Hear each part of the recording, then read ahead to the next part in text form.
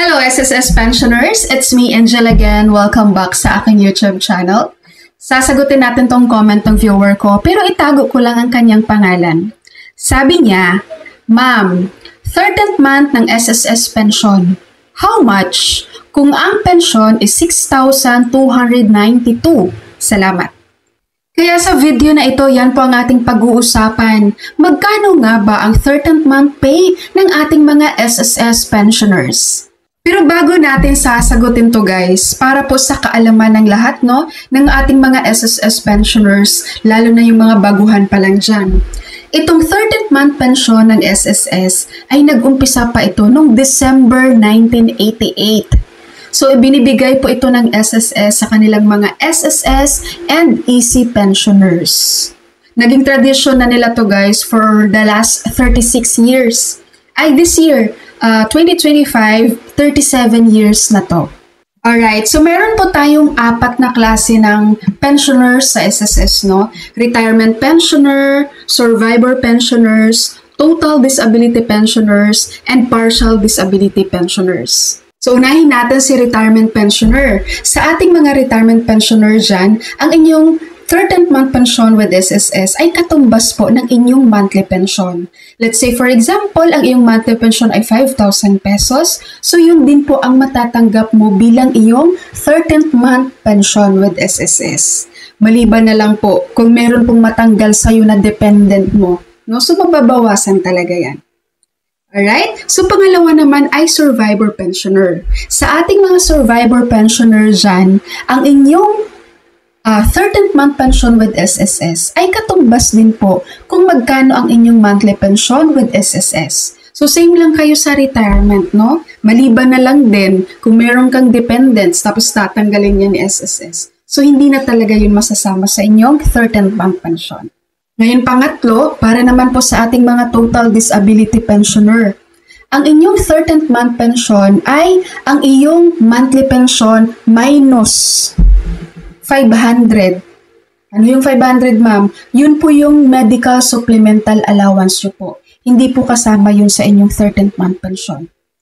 Sa mga hindi po nakakaalam dito, ang ating mga total disability pensioner, meron po yan silang 500 supplemental medical allowance, guys, on top of their monthly pension.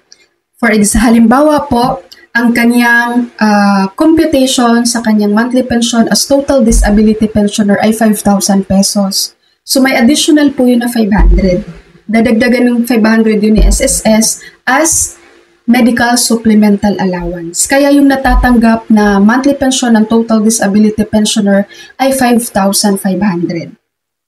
Pagdating sa releasing ng inyong 13th month pension sa ating mga total disability pensioner, 5,000 na lang po yan.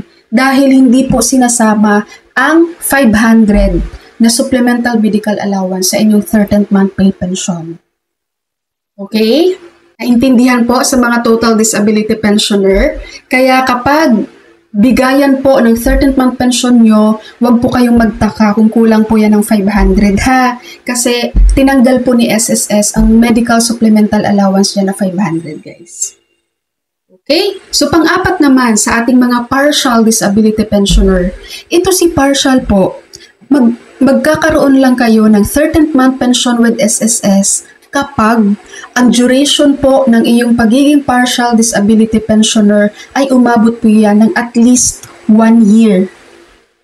Pag umabot yan ng 1 year guys, makaka-receive ka ng 13th month pension. Katumbas din ng iyong monthly pension with SSS. So, same with total disability pensioner.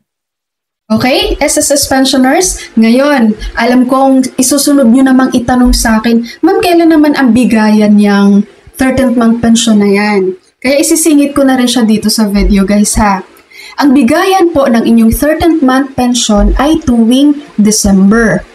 Para po sa ating mga batch 1 dyan na pensioners, ang bigayan po nito kasabay lagi to guys sa inyong monthly pension with SSS. So every first day of the month. So December 1, 2025, ayan.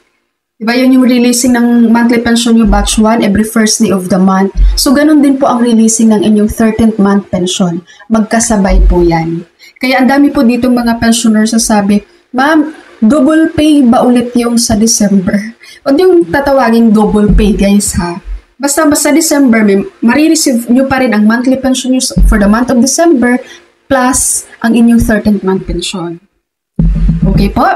Ngayon sa batch 2 naman guys, ang releasing ng inyong 13th month pension ay tuwing 4th day of the month, December 4. Okay? Yan po sa batch 2.